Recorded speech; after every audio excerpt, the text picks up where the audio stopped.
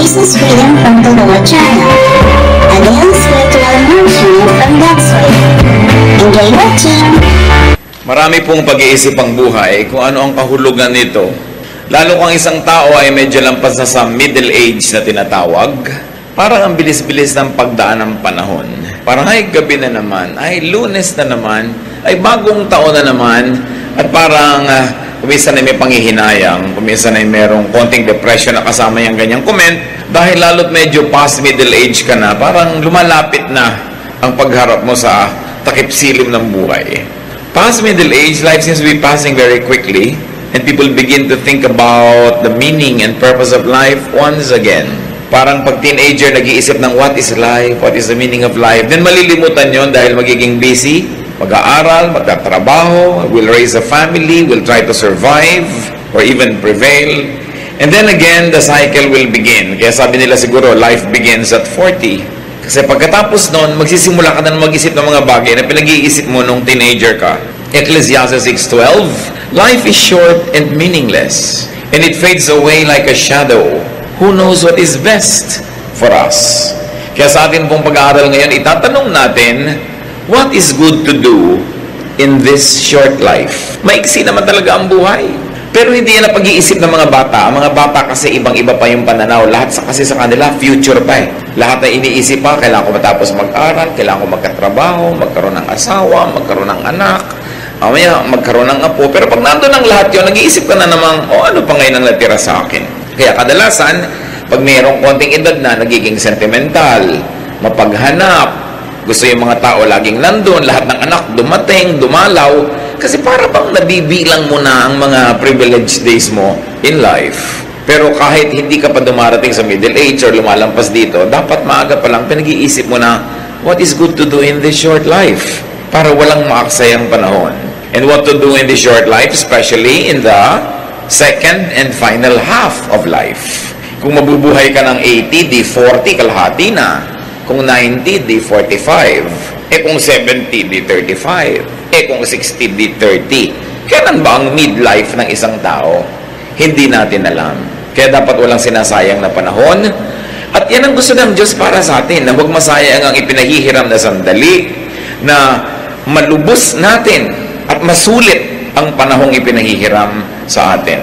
So what should be there to do in this short life? 1 Chronicles 4:10, Jabez cried out to the God of Israel, keep me from harm so that I'll be free from pain. And God granted his request. So ano po ang ginawa natin dyan? At anong dapat natin gawin sa maiksing buhay na ito? Minimize pain. Dapat paliitin natin, pakontiin, padaliin yung mga panahon na merong nararamdaman tayong masakit. More than physical pain, ang pinag-uusapan natin dito mga kapatid is emotional pain. Sasandali ang buhay. Halimbawa mo, 8 hours a day nakakatulog ka, di 1/3 of your life tulog ka. Kasi 1/3 of a day is 8 hours. So kung nabuhay ka ng 60 years, 20 years kang tulog. So ilan na lang oras ang natirang gising ka a day? Let's say, another 8 hours professionally, nagtatrabaho ka, may ginagawa ka, and then all the other 8 hours, so ka naliligo, naglalaba, gumagawa ng mga kung ano-ano. Ilang oras talaga ang meron kang daladalang pain? Dapat iksian yan. We should minimize pain. And what brings about pain in life? Conflict. We should minimize conflict. Yung meron kang kalaban, meron kang kainitan ng ulo, meron kang kakumpetensya, alangan namang araw-araw sa iyong buhay. Alagaan mo na may ganon. So pag may conflict, what should you do? You harmonize or you avoid. May conflict ka sa iyong biyanan, alangan namang buong buhay may conflict ka. Alangan mang habang nandyan siya, nandun ka, may conflict kayo. Gusto mo bang gano'n ang buhay? So what should you do? You harmonize or you avoid. Hindi mo talaga ma-avoid, hindi kailangan bumukod ka ng tirahan, lumayo ka ng konti. Pero mas maganda, harmonize. Pag-aralan mo yung mga behilig niya, yung gusto niya, sakyan mo na lang, hindi mo na kamamatay. Ganon din naman yung biyanan sa manugang, yung kapatid sa kapatid. Kasi ang hirap ng buhay natin pag may conflict. Meron naman mga tao, wala nang conflict, lumilikha pa ng conflict. Nangiintriga, gumagawa ng gulo, naghaharap ng kalaban, then pain comes into your life. Another bringer of pain is trouble, awayan. Siyempre, yung conflict, pag lumaki, trouble na. What should you do, therefore? In this short life, make peace. Yun ay tinuturo ng Panginoon make peace. Sandali ka lang mabubuhay, uubusin mo pa sa trouble, pwede ka naman gumawa ng paraan para maging peaceful ang iyong buhay.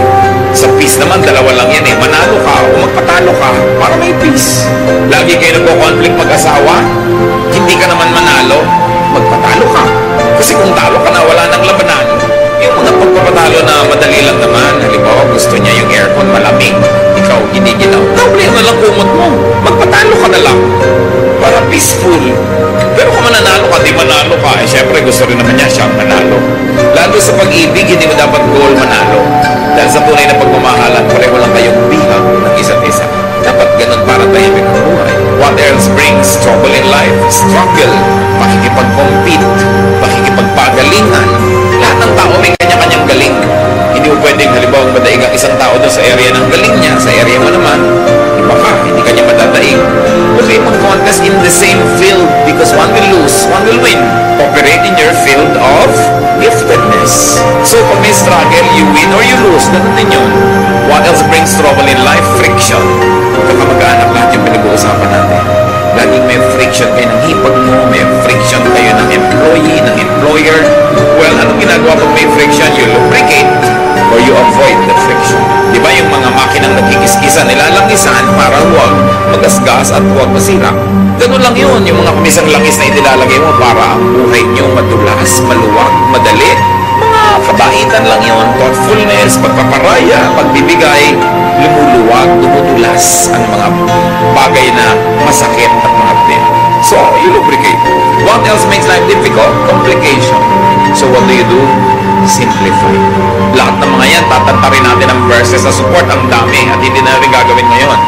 I want you to see the overview that what must be done in this short life is first of all to minimize pain. You simplify. Halimbawa, ang dami mong load, ang dami mong bigat, ang dami mong dinadala, well, you fortify yourself or you unload. Ganun lang naman yun So, weight training, well, magbubuhat ka ng mabigat, yun ang goal mo, palakasin mong muscle mo, mag-diet ka, mag-exercise ka, o kung hindi mo kaya o gusto, bawasan mo yung bubuhatin mo. Nahihirapan ka sa buhay dahil ang dami mong hinuhulugan, di bawasan mo, hinuhulugan mo, ihulog mo yung iba. Nahihirapan ka dahil ang dami mong role na pinapapala sa buhay, magbawas-bawas ka. Operate only in areas where you are gifted para mas madali. Kasi kung gifted ka doon, madali yung para sa'yo, kahit mahirap para sa iba. Ang ano karaming binubuhat nyo na hindi nyo naman dapat buhatin, hindi naman din kailangan gawin. Kayo mag-isip niyan mga kapatid, kasi marami tayong dala na hindi naman kailangan pinadala. Isa pa, pressure. Ang daming pressure sa buhay. Dalawa lang pwede mong gawin. You yield or you avoid the pressure. Magpa-press ka nga sa pressure o umiwas ka. Remove or avoid your cause of pain. Physical pain, isa yung problema. That's why we try to be healthy. We try to live a balanced life para mabawasan natin yung pain or ma-avoid. Emotional pain, halimbawa. Spiritual pain, pag alam mong lumalabag ka sa kalooban ng Diyos, hindi ka mapakali, may guilt feelings ka, ba't ka lumalabag? Di sumunod ka na lang. Mahirap pong sumunod. Di ba nahihirapan ka rin naman sumuway? Pareho lang mahirap. Dito ka na sa pagsunod, wala ka pang guilt. Nagigilty ka pala, hindi ka mapakali. Pastor, binabagabag po ako ng conscience ko dahil meron po akong affair. Di tanggalin mo. Alam mo pala bumabagabag ka Simplify life para mabawasan yung pain. So you remove or avoid the cause of pain or desensitize yourself to pain. Bakit tayo may mga kalyo na tinatanggal nila pag nagpapafoods pa ka? Kaya ka may kalyo dahil laging gumagasgas yung sapatos, may conflict, di ba? Merong friction. Yung sinusuot mo sa paa at saka yung paa mo. So sa area na laging may kiskisan, may friction, yung paa mo gumagawa ng paraan para huwag masaktan. Naglalagay ng kalyo. Tapos tatanggalin mo pag nagpapafoods pa ka, di masakit ulit.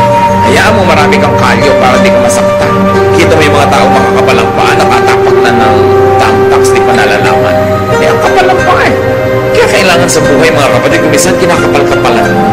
Medyo makapal-kapal ang mukha natin para hindi tayo laging nahihiya.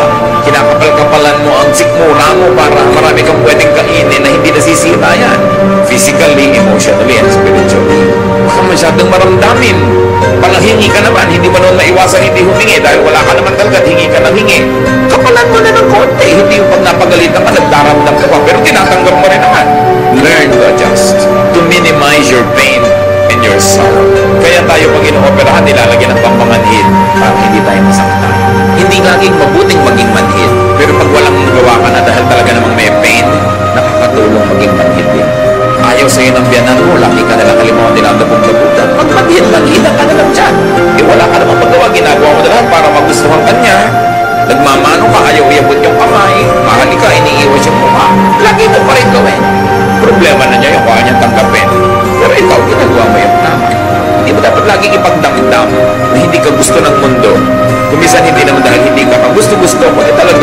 gugustuhin yung tao na yung problema niya yun.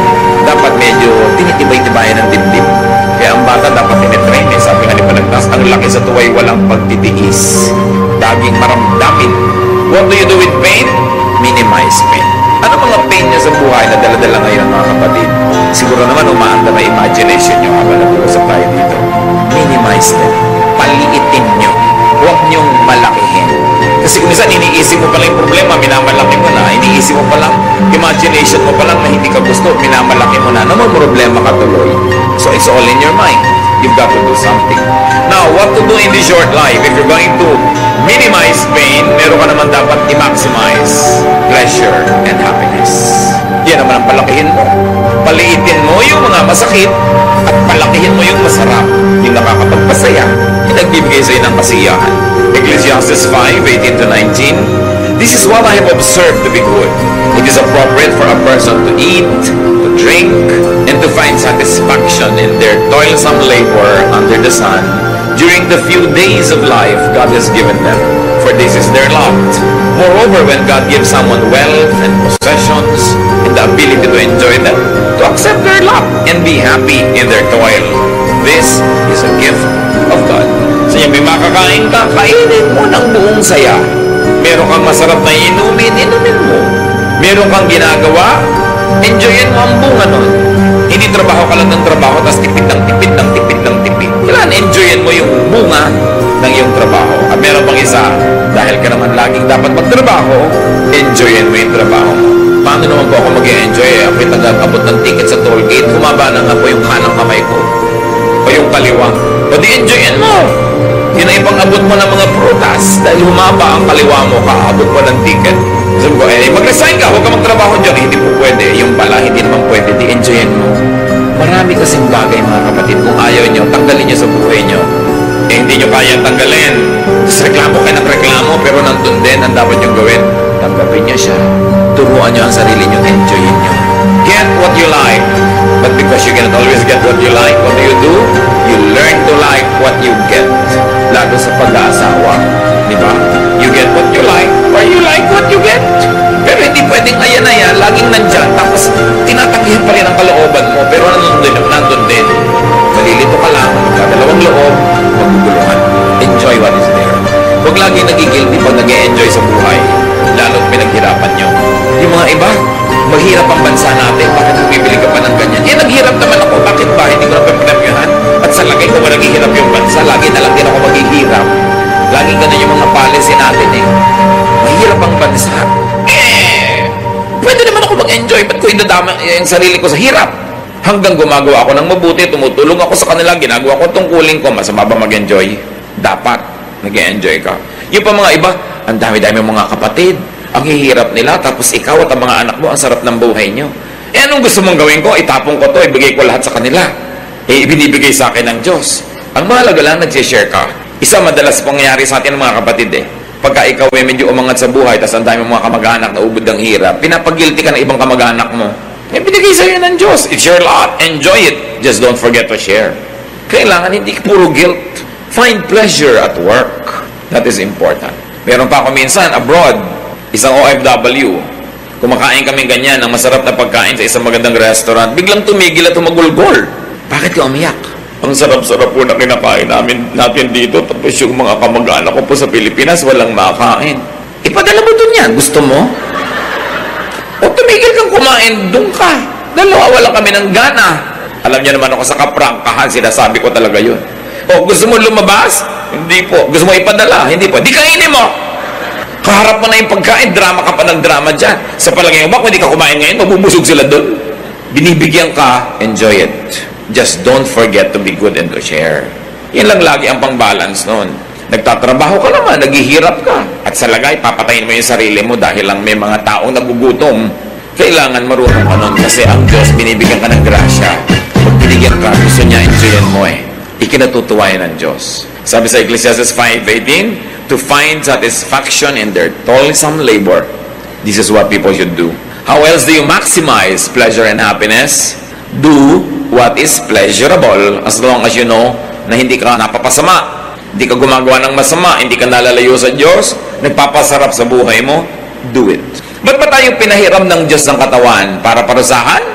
No. Espiritu tayo, pinahiram tayo ng katawan, suot mo lang yan sandali, tapos tatanggalin na uli yan, kaya habang suot mo yan, dapat ma-enjoy mo yung ine-enjoy ng katawan. Hindi kalaban ng espiritualidad, hindi kalaban ng pagiging makadiyos ang katawan. Diyos ang nagbigay ng katawan. So, binigyan ka ng mata para makakita. Di tumingin ka ng magagandang bagay, basta't hindi mo ninanakaw. Binigyan ka ng dila para tumikim ng masasarap na lasa, pasarapin mo. Yung iba, dapat ikulong o kaya barilin sa luneta. Kasi gumagawa sila ng krimen. Alam nyo anong krimen? Hindi sila masarap magluto. Hindi sila magandang maghain. They are not doing justice to food. Tao number 1, binigyan mo ng bawang, sibuyas, kamatis, naggisa ang sarap. Tao number 2, bawang, sibuyas, kamatis, the same thing, walang kalatoy-latoy. Hindi ba dapat barilin? Gusto mo sabihin, anong ginawa mo sa bawang at sibuyas at kamatis? Hindi mo napasarap. Pareho lang ba't yung isang tao gano'n ang ginagawa niya? Alam nyo, napakalaking pananagutan na sarapan ng luto. Hindi kung ano na lang. Kasi gift yan ng Diyos. At alam nyo kung bakit dapat? Kasi yung pinapakain mo, hindi ka naman sure na laging may gana. Kuminsan nagkakasakit yun, hindi na makakain, nakaswero na lang. Tapos hindi na nakatikim ng masarap na pagkain. Laging tuwing gagawa ka ng leche plan, parang pudding, magpapakain ka na lamang ng ube, kamote pa. Ba't mo pinifake mo pa? Mahal din naman yung kamote. Yung hindi gumagawa ng good justice to food. Maghahain ka, gulo-gulo. May 3 tuyo nagka-cross-cross doon sa table. Di ilinya mo sila, lagyan mo ng konting kamatis, konting bulaklak. Sumasaya yung buhay. Dapat pinapasaya mo. Sasabihin pa ng ibang kamag-anak, ang arte-arte mo naman. Kung gusto mo pa, magandang baso. Hindi nila naintindihan ang ibig nila sabihin nun. Dahil ang Diyos maarte. Pag tinignan niyo yung hinihingi niya mga kurtina sa templo, mga furniture, gusto niya maganda. Because God is God of beauty. So you beautify your table. You make your food delicious and nice. Pinagtitimpla-timpla mo yung kinakain mo, gagastosan mo rin lang eh. You should do what is pleasurable. Find pleasure in what must be done instead of it being just a chore. So you maximize pleasure and happiness. And we go to the third point in what we should do in this short life. Do good. Maiksi lang ang panahon. Sandali ka lang pwedeng gumawa ng mabuti. Hindi lahat ng taong mahirap ngayon, mahirap bukas. Habang mahirap sila, tulungan mo na. Malay mo naman makaaho na sila dyan, hindi mo na kailangan tulungan later pa. Yung kailangan mong tulungan, tulungan mo lang ngayon kasi hindi naman laging mangangailangan yan. Sabi na nga nila, people need help in the beginning and at the end. So sa simula, tutulungan mo. Doing good gives mystical pleasure. May saya na hindi maintindihan ang taong nagbibigay ng bukal sa loob. Ito ang saya na hindi mararanasan ng mararamot. Hindi nila alam yung saya. Na mayroong bahagi ng iyong kaluluwang nakikiliti ng pagbibigay. At yung hindi marunong magbigay, hindi alam yung kiliti na yun. Hindi nila yung nararanasan. Doing good pleases God who can bless you. Lahat ng blessing na darating sa buhay mo, sa Diyos lang naman pwede manggaling.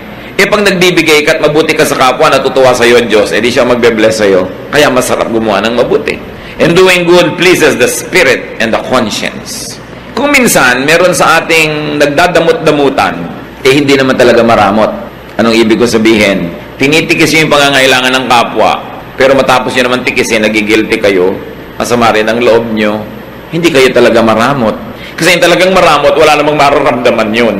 Pag may nararamdaman kayong ganun mga kapatid, huwag nyo tikisin yung kabutihan ng loob nyo. Sundin nyo. Gumawa kayo ng mabuti. Kayo rin ang sasaya. Matutuwa pa ang Diyos, nakatulong pa kayo sa kapwa. And doing good gives you a savings feeling. Pag may ginawa ka ng mabuti, ang pakiramdam mo, para ka nagdeposito sa bangko. Pero pag kaya mong gawin, di mo ginawa, ang feeling mo parang may darating na parusa sa'yo. Bakit ka magbubuhay na may ganung feeling na negative? Pwede ka namang mabuhay na positive yung feeling na meron kang dineposit. At ang totoo nun, may dineposit ka talaga. Meron pang isang maganda. Dahil alam nating lahat tayo ay haharap sa Diyos. Doing good makes facing God an anticipated pleasure. Pagtadtad ng kabutihan ng buhay mo, hindi ka natatakot humarap sa Diyos. Excited ka pa nga dahil may awarding ceremony. Dahil alam nating marunong maggantimpala ang Diyos. Ngayon, pag hindi ka gumagawa ng dapat mong gawing mabuti, halos natatakot kang humarap sa Diyos. Kaya lalang nagiging doble ang takot sa kamatayan dahil may paghuhukom. Matthew 16:27, the Son of Man will soon come in the glory of His Father and with His angels to reward all people for what they have done. Ang gantimpala ng Diyos ay para sa ating ginawa. So, dapat gumagawa ka ng mabuti. Naglilingkod ka sa kapwa. Naglilingkod ka sa kaharian ng Diyos. Dahil alam mong walang sayang, may gantimpala. Sasandali ang oras natin para mag-ipon ng mga kayamanan sa langit. Huwag tayong magsasayang ng panahon. Dapat araw-araw, linggo-linggo, buwan-buwan, taon-taon, merong nadagdag tayong kayamanan doon sa langit. Revelation 20:12, I also saw all the dead people standing in front of that throne. Every one of them was there, no matter who they had once been. Several books were opened, and then the book of life was opened. The dead were judged by what those books said they had done. So ang magiging halaga mo doon sa walang hanggan ay yung nagawa mo dito sa lupa na may hangganan. May limitasyon, may bilang, konti lang ang panahon. Hindi dapat nasasayang. Kasi ang magiging halaga mo doon sa eternal life, sa eternity, yung performance mo dito. Siyempre, yung kulang sa performance natin, pinupuno ng Panginoon, lalo yung para ka maligtas, hugasan ang mga kasalanan mo, kahit ano naman gawin natin, hindi natin lubos magagawa yun. Kaya meron tayong tagapagligtas, si Jesus. Pag tinanggap mo siya sa iyong buhay, yung kulang sa iyo, ilalagay niya para ka mapuno, maligtas. Pero kaligtasan ang sinasagot ni Jesus, hindi service, hindi ministry. Ikaw ang gagawa nun. Believing in the Lord Jesus Christ and accepting Him into your life saves you. But after salvation, after you have accepted Jesus as Savior, then you have to follow Him as Lord. That means, susunod ka, maglilingkod ka. Bawat araw na ipinahihiram, binibigyan tayo ng pagkakataong mag-impok ng kayamanan sa langit. Dapat, hindi nasasayang. At habang gumagawa tayo ng mabuti, yung iba naman may nalilimutan. Kaya paalalahanan natin, do not forget to do and do not neglect doing good to yourself. Kasali ka, kapatid, sa gagawan mo rin ng mabuti.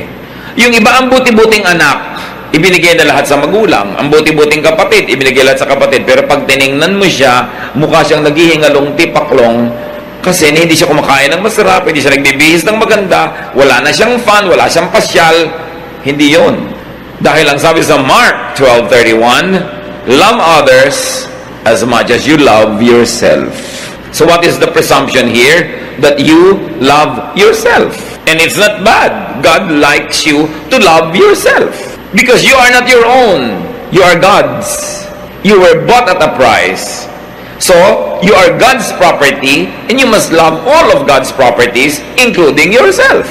Yung iba, minamasama nila pag mahal mo ang iyong sarili. Hindi. Ang sabi ni Lord, mahalin mo ang kapwa mo, gaya rin ang pagmamahal mo sa sarili mo. In other words, okay lang sa Diyos as gusto niyang mahalin mo ang sarili mo. Kaya lang, mahalin mo rin yung iba. Tulad ng pagmamahal mo sa sarili mo, hindi sarili mo lang. Yun ang point. Hindi sinasabi sa ating huwag mong mahalin ang sarili mo at iba lang. Sabi niya, mahalin mo sila gaya ng pagmamahal mo sa sarili mo. Dahil nakakatiyak ang Panginoon na kung susundin natin yon, mabuti tayong magmamahal ng kapwa. Dahil mabuti naman tayong magmahal ng sarili. So malaking crime not to love yourself. Because when you don't love yourself, you have no love in you, and you cannot give what you do not have. Love others, but love yourself also. Isa pa pong kinakatakutan lagi ng mga tao, anong mangyayari kaya kinabukasan? Anong mangyayari sa future? Marami yan, mahilig magtanong, naku, pastor, malapit na yata magunaw ang mundo, bumabaha na po sa ano. Luma na yan, mas malaki yung baha ni Noah. Wala nang tatalo pa doon. Hindi bago yung baka-baha na yan. Bakit po ganyan? Parang naiiba ang klima. Maraming beses ang nag-iba ang klima ng planeta, kaya lang wala pa tayo nun dito, kaya di natin alam. Nag-iiba lang yan, huwag kayo matakot. God is God of climate. May nagaganap ba? May lumalaglag ba kahit isang patak ng ulan sa lupa na hindi alam ng Diyos? Na hindi niya pinayagan? Tumabingin na daw yung mundo. Tumabingin na nga yun ng Noah's flood, kaya nagkaroon ng season. Kaya magpatiwa-tiwarik, yung mga nasa Australia nga, nasa ilalim, hindi pa rin sila nalalaglag. Marami tayong mga pinoproblema na hindi naman natin dapat problema kasi hindi tayo Diyos. Naku, paano po kaya ang global warming? Diyos ka ba? Hindi po, huwag pakialaman. Magtipid ka ng kagagamit mo ng aircon, huwag kang magbutasin yung ozone layer, have an environment-loving lifestyle, yun ang pwede mong gawin. Pero hindi mo kayang pigiling matunaw yung mga bundok-bundok na yelo sa North Pole. Paano ko kung lububog ang mga mabababang lugar? Di tumira ka sa ibabaw ng Mount Mayon. Alam niyo kung bakit napakarami ngayong taong nasasalanta ng mga baha? Kasi hindi naman natin dapat tinitirhan yung tinitirhan natin ngayong mga lugar Bakit ka lumulubog sa mga ganyan-ganyan? Kasi naman yung architecture na ginagawa natin hindi bagay sa ating klima. Kaya nga yung mga sinaunang bahay sa Pilipinas may mga silong, matataas ang silong. Natural, bumabaha, pagkatagbaha. Kung mataas yung silong mo, hindi ka lulubog. Nakabunggalo ka, lulubog ka nga. So sinisisi mo yung Diyos. Diba? Tinitasan ng bahay. May silong ka pa. Mahirap kasi bunggalo lang yung mga bahay ngayon. Ginagaya natin yung mga bahay sa Amerika na ngayon, lumulubog na rin yung mga bunggalo nila. Yung mga tabi ng ilog, tinitirhan natin. Hindi naman tinitirhan yan. Tapos yung mga gilid ng ilog, sinasakot mo, hindi naman sa'yo. Pagkatuloy dumating yung maraming walang puntahan, di natural, pagpasok sa bahay mo, nalandun pa. Dami-dami pang lugar sa planeta na walang bahay, hindi rin pinapaka. Mali lang ang lugar ng mga tao. Kaya dapat yan, iniisip natin, may nakakatakot sa mga ganyan. Because God is God. Gusto ba niyang ilubog ang lahat? Tulad nun, hindi ba binuhay niya si Noah? Dapat ang isipin niyo, sana pag pinalubog ng Diyos ang lahat, naisipan naman niya akong buhayin. So, i-please mo ang Diyos. Dahil siya may hawak Huwag mong hawakan yung hindi mo kayang hawakan. Huwag mong problemahin yun, hindi kayang lutasin. At pag walang kalutasan, hindi problema yan. Dahil ang problema, may kakambal na solusyon. Pag walang solusyon, therefore, hindi problema. Hindi dapat pinoproblema kasi walang solusyon. Tanggapin mo lang, mag-adjust ka. Iniisip ko yan tayo mangyayari kung ganito, pagdating ng panahon, para tayo sumaya. What to do in this short life, mga kapatid? Live by the day. Di mo alam ang mangyayari sa isang taon, pero alam ba nangyayari ngayon? Opo, hindi ngayong kapabuhay. Kasi ito alam mo, bakit pina-fast forward ngayon? Wala pa. Matthew 6:34, don't worry about tomorrow. It will take care of itself. You have enough to worry about today. Tanin niya sa isip niya. Huwag mong alalahanin yung bukas, aalagaan niya ang sarili niya. Ang alalahanin mo lang yung ngayon. At siguradong yung ngayon, kayang-kaya mo yan sa tulad ng Diyos. Nanghihina lang ang loob mo kasi yung mga darating pa, sinasolve mo na ngayon. Pagdating niya, tsaka mo solve it. Malay mo na, pagdating nun, wala ka na rin mo. Tapos pinublema mo pa, doble lugin mo. Enjoy the day, savor the moment. Ang araw na ito, pahiram. Gamitin mo mabuti. Yung nakaraan, kahapon, kumbaga sa pera, nagastos na yon, wala na. Yung bukas, promissory note lang yun, hindi mo alam kung matutupad o darating. Ngayon lang yung cash. Spend it. Enjoy it. Huwag mo rin sobrang isave kasi yung gastos mo bukas, bibigyan ng Diyos ng panibagong budget. Binudget ka ngayon, di mo ginastos. Nilaan mo bukas. Bukas may iba na ng budget yun because the blessing of the Lord is new every morning. It's new, hindi siya kulang. Minsan, you're playing too safe, so parang ka rin magtipid, hindi ka na nag-enjoy. Although, hindi naman nag-save ka kahit paano. Kaya dapat binabalance mga kapatid, dapat alam mo rin how to enjoy the day. Kasi ang araw na ito, pag hindi nyo na-enjoy, hindi na ito. Papalik mo ka na gawin nyo. Tapos na to. So habang narito, lasapin. Bukas, hindi pa ni bagong grasya. Bukas, nandun pa rin ng Diyos. Napakaganda ng inilaan ng Panginoon para sa atin. Sabi mo, I have seen, no ear has heard.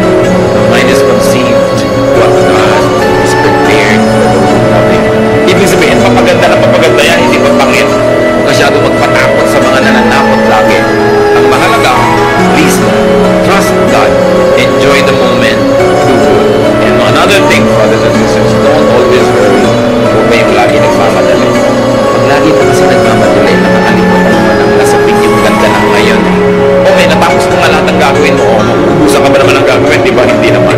Kanya nang uubos. Pero ang nawala sa'yo, yung araw na yon, yung enjoyment na para sa araw na yon, forfeited na yun. Tapos na.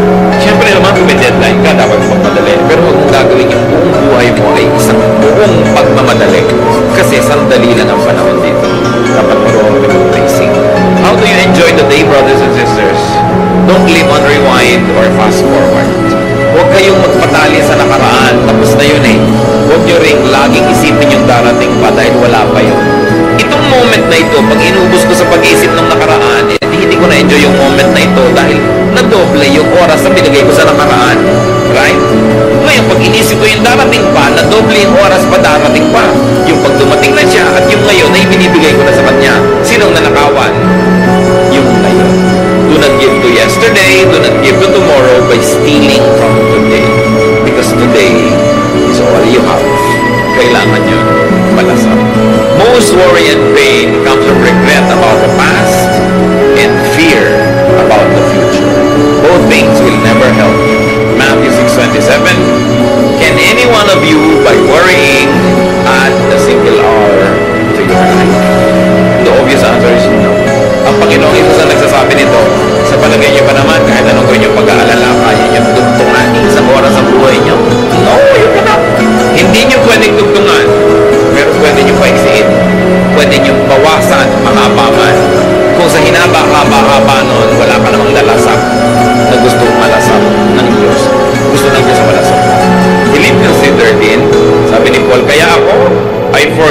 is behind and I struggle for what is ahead. Yung tapos na, tinatapos ko na yan. Nililimot ko na yan. So what do you do? How do you minimize pain and how do you maximize pleasure in life? Forgive. Paulit-ulit tayo kasi ito ang pinakapaulit-ulit na tema ng Biblia. Forgive. Minsan ka nang nasaktan ng tao na yon, tuwing inaalala mo yon, nasasaktan ka uli. So minsan lang yung sinaksak yung puso mo, pero tuwing ginugunita mo yon ng may sakit, hinanakit, galit, ikaw na sumasaksak sa puso mo nun, pinapaulit-ulit mo na. Magtataka ngayon ng Diyos, ba't ang daming peklat ng puso mo? Sinaksak po ako ni Gano nung April 2, 1979. Ba't ang daming sugat? Pagkatapos po nun, sinaksak sa uli sa sarili ko, paulit-ulit, dahil inaalala ko siya. Ano sasabihin sa'yo ng Diyos? Ba't mo ginawa? Kasalanan mo yan. Minsan ka na palang nasaksak, dapat limutin mo na para hindi ka na masaksak uli. Pero pag lagi mong inaalala, ikaw na nagpapahirap sa buhay mo nun. Kaya ang itinuturo ng Panginoon, forgive. Why forgive? Kasi hindi mo na pwedeng ibalik yung panahon. Nangyari na Magpatiwati-wari ka man dyan, hindi na maibabalik. So magpatawad ka para yung natitira pang oras sa buhay mo, huwag madamay dun sa nasira na noong nakaraan. Lumalaki yung sira habang di ka nagpapatawad. And while it is difficult to forgive, also try to forget. Gano'ng karami mga nariyan, may mga hinanakit kayo sa magulang nyo hanggang ngayon nandiyan sa puso nyo. Dahil napakaraming nabasag na palayok sa mukha nyo yung nanay nyo. Diba? Dahil may initin ng ulo, sa inyo galit na galit. Pero yung iba nyong kapatid, hinihimas-himas pa niya yung mukha. May ganun diba? Okay, unkind sa iyo yung magulang mo nun. Nung pa yun, tapos na. Habang inaalala mo ngayon, ikaw na yung unkind sa sarili mo. Dapat mo malaman ikaw na gumagawa niyan dahil hindi na nila uulit. Nasaan ba yung magulang mo nun na hinahataw ka ng palayok? Patay na po. Ba't ang dami po rin pasa? Hinahataw-hataw ko po sarili ko Inaala-alala ko. Di, sino may kasalanan? Ikaw. Tandaan niyo mga kapatid ano man yung atraso sa inyo ng mundo, ng taong ito, hindi na yun matatanggal kasi tapos na. Ang pwede nyo nalang gawin, huwag nyo nang i-replay, Kayo pag nakakita ng pangit na eksena sa pelikula, gusto nyo replay, rewind. Di ba ayaw nyo? Ba't nyo nire-replay yung mga sama nyo ng loob, mga galit, mga hinanakit? Tama na! Kasi self-torture yan. Sabi ni Paul, I forget what is behind. If you cannot forget it because you're godly, at least forget it because you're wise. Because you are the beneficiary when you forgive and forget. Lalo't namatay na, huhukayin nyo pa ba sa lupa, gaganti pa kayo? Wala na At kahit gumanti pa kayo, hindi na rin maibabalik yung natanggal sa inyo, yung nasaktan sa inyo. So, ang pinakamaganda na lang gawin dyan, ilibaon nyo na, kalimutan nyo na, and travel on as best as you can. Marami pang natirang pagpapala ang Diyos.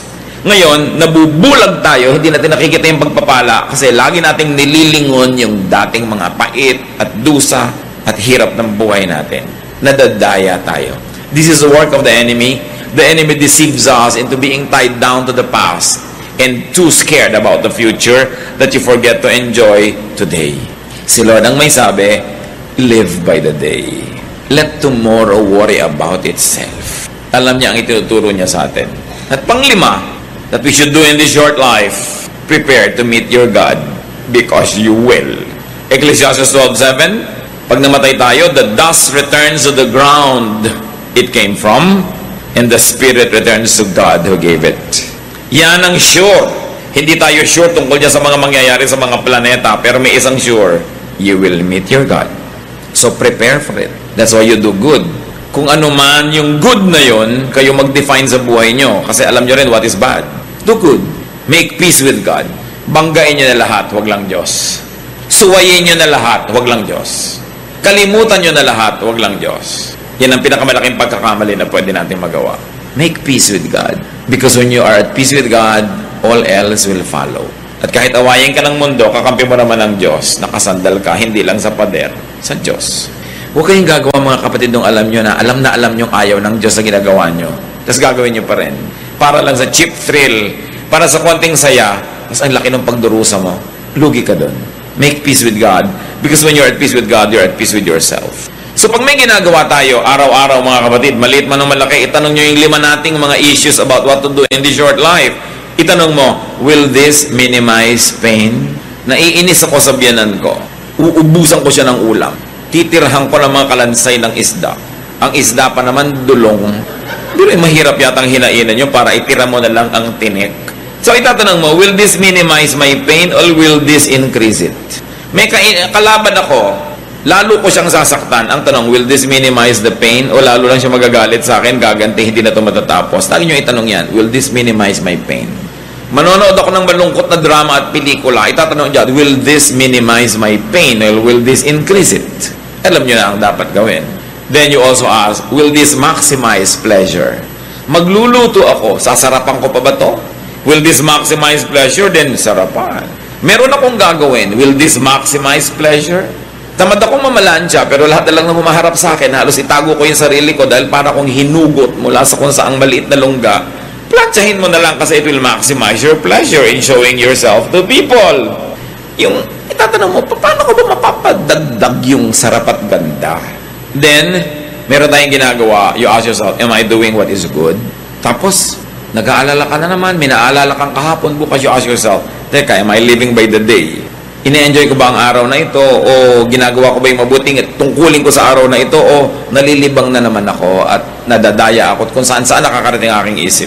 At pag may ginagawa pa tayo mga kapatid, itong huli nyo itanong, will this prepare me to meet God? Lalo ko bang ikatutuwa? Nakaharap ako sa Diyos o iiwasan ko yung mga panahon na yun? What causes pain in your life? Konti lang pong pain sa buhay ang hindi natin pwedeng iwasan. Marami nga dyan, self-inflicted. Isipin natin lahat yun. Sabi sa Desiderata, strive to be happy. Pagsikapan mong sumaya. Pinagsisikapan yan, pinagtatrabahuhan yan, hindi yan nangyayaring natural lang. Sinasadya para ka sumaya. Mga naghahanap ng partner sa buhay, yung mga sinyong qualified pa, yung may partner na manahimik kayo dyan, like what you get. Naghahanap kayo ng partner in life, nagtatanong-tanongan kayo, ano bang hahanapin kong mga qualities? Diba? Isang quality ang sasuggest ko sa inyo, piliin nyo yung nagpapasaya sa inyo.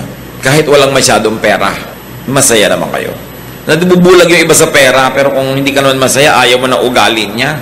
Para siyang bato pagkatabi mo. Masaya ka ba nun? Pipili kayo na makakasama sa lakaran, sino ba yung masayang kasama? Magsasama ka nung killjoy, magsasama ka nung pintasera. Wala, masisira lang araw mo. Eto ngayon, isa rin tong factor sa pagpili, mapapasaya ko ba siya? Baka iba hinahanap eh. Hindi ikaw yun, hindi mo siya mapapasaya. Kahit napapasaya ka niya, pag hindi mo siya napasaya, mauubos din yung pagpapasaya niya sa'yo. Siyempre, alam nga namang hindi maubos. Kasi palitan yan eh. So sa pagpili, bigyan nyo ng malaking halaga yung masaya ba kayo sa taong ito. Hindi yun, ako nag-aaral yan dentistry, sa dami ng bubunutin niyang ngipin, ako kikita tayo. Hindi yun. Kasi kahit naman siya mahirap nyo, hindi mo alam kung yayaman din yan eh. Yung mayaman, hindi ka naman sure kung maghihirap yan. So hindi yun ang pagbabasihan mo. Hindi rin yung itsura. Malay nyo, huwag naman mangyari, nabusan ng kumukulong mantika. Naging mukhang parang chicharong bulaklak yung dating mukhang orchid niyang kutis. Eh kung yun lang yung kasiyahan mo, di nawala na. Pero yung ugali, madilim at maliwanag, yung ugali pareho yon. Kaya na po, sasaya ba ako sa ugali niya? At kung ngayon pa lang, meron kayong boyfriend, girlfriend, hindi naman kayo masaya sa ugali, at mukha namang walang senyales na magbabago ito, eh mag-isip-isip kayo. Alam nga namang ubusin nyo ang isang buhay na ang kasama nyo, hindi kayo masaya. Iniisip yon. Sino ang magandang kasama? At maganda ba kayong kasama? Masaya ba kayong kasama? Alam nyo, dalawang bagay ang mahalaga sa buhay. Tanggalin natin yung mga religious kung ano-anong baggage. Dalawa, dapat, masaya at dapat magaan. Pag masaya kayo, magaan ang loob nyo, kahit daganan kayo ng bundok-bundok na problema, you will survive. At yun, nasa ugali. Tiyakin din natin yung ugali natin, ini-improve natin na tayo yung magaan kasama at masayang kasama. It is a ministry. Sa palagay nyo, ang Panginoong Jesus, bakit ang mga makasalanan, yung mga kung sino ang hilig sa kanyang sumama? Kasi kahit hindi siya nagko-compromise, kahit yung tama, laging tama, mali, laging mali, pero magaan siya magdala. Hindi siya nakakasakal. Masarap siyang kasama. That's why he was a friend of sinners. Dapat gano'n din ang ating policy. Kano karami pang araw, oras, linggo natitira sa atin mga kapatid na ipapahiram ng Diyos? Kung may nasayang na tayong marami nun, tigilan na natin yon. Let's maximize our happiness. Let's maximize the happiness of people around us.